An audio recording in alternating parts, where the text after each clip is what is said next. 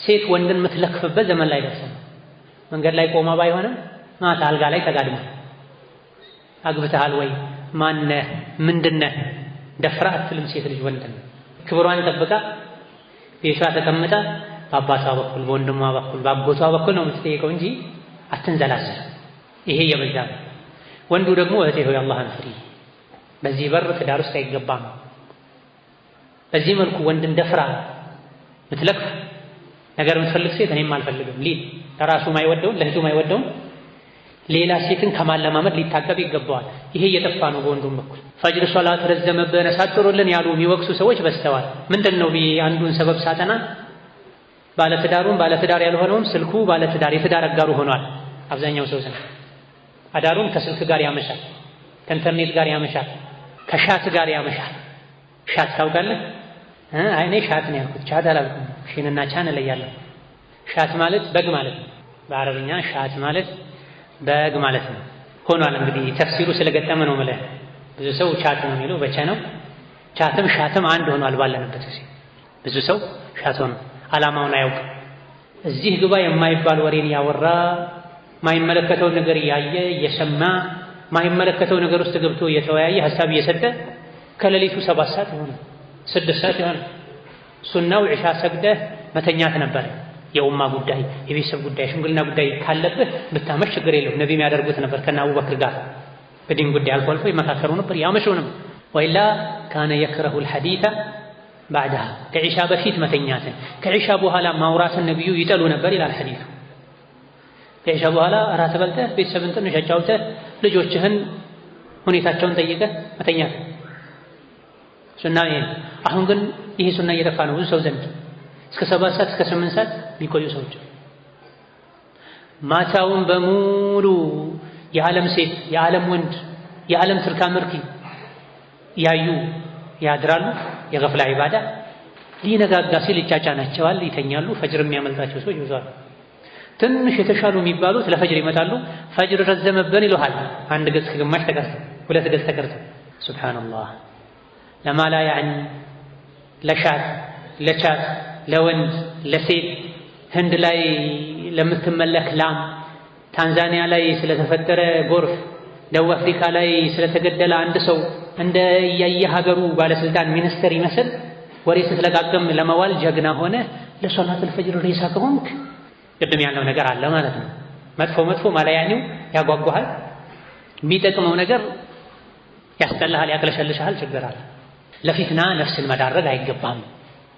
ይሄ አይመለከተኝም እኔ አልችለውም። ላ ተፍተሑ አትክፈተው ይላል ይህ ሶሒህ ሙስሊም በሌሎችም ያለ ሐዲስ ነው። መጋረጃ ተደርጓል ሱቱሩን ሙርኻስ። ያንዳንዱ መጋረጃ ላይ ደግሞ ተው አትክፈተው የሚል መካሪ ተቀምጧል። ከከፈትከው ትገባለህ ይባላል። ከከፈትከው መገባ ወዴት ነው? ወደ ወንጀል ነው። ስለዚህ የቀልብ መሞትን የሚያመጣው አንዱ ምንድነው? ለፊትና መጋለጥ፣ ፊትናን መጋፈጥ፣ ፊትና ውስጥ መግባት፣ አነፍንፎ መፈለግ።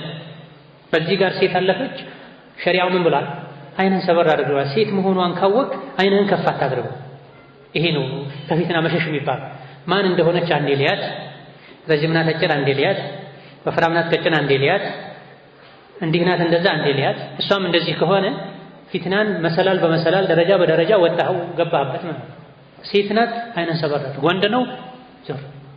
ስልክህ ላይ ኸይር ነገር አደምጥበታለሁ አነብበታለሁ ብለህ ነው የገዛኸው።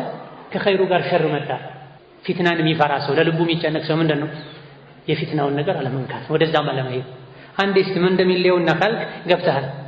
ከገባህ በኋላ መውጣቱ እንደ መግባቱ ቀላል ላይሆን ይችላል። ኺላፍን ፊርቃን በየጊዜው ከዛም ከዚህም ጩኸት ልሰማ ትችላለህ።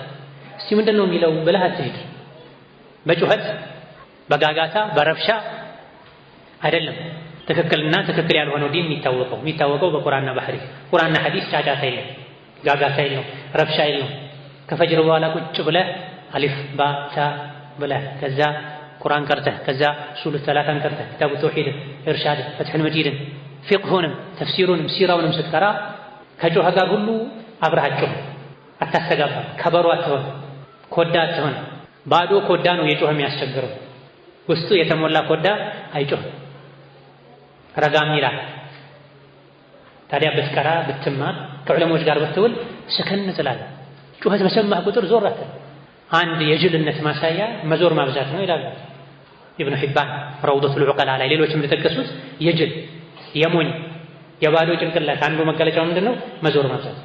መዞር በአካልም ነው በአእምሮ በልብም ነው። ቦታህን ለይተህ ወቅ መጀመሪያ አንድ ቦታ ላይ ቁም።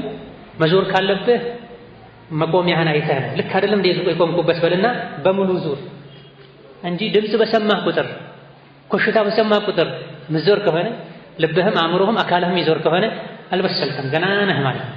ገና ነህ፣ መንገድህን አላወቅም ማለት ነው። ስለዚህ በአቂዳም ይሁን በመንሀጅም ይሁን በዲንም ይሁን መዞርን አታብዛ፣ ገባ ወጣ ማለትን አታብዛ። ካጨበጨበ ጋር ሁሉ አታጨብጭብ። ያብረቀረቀ ሁሉ ወርቅ አይምሰልህ።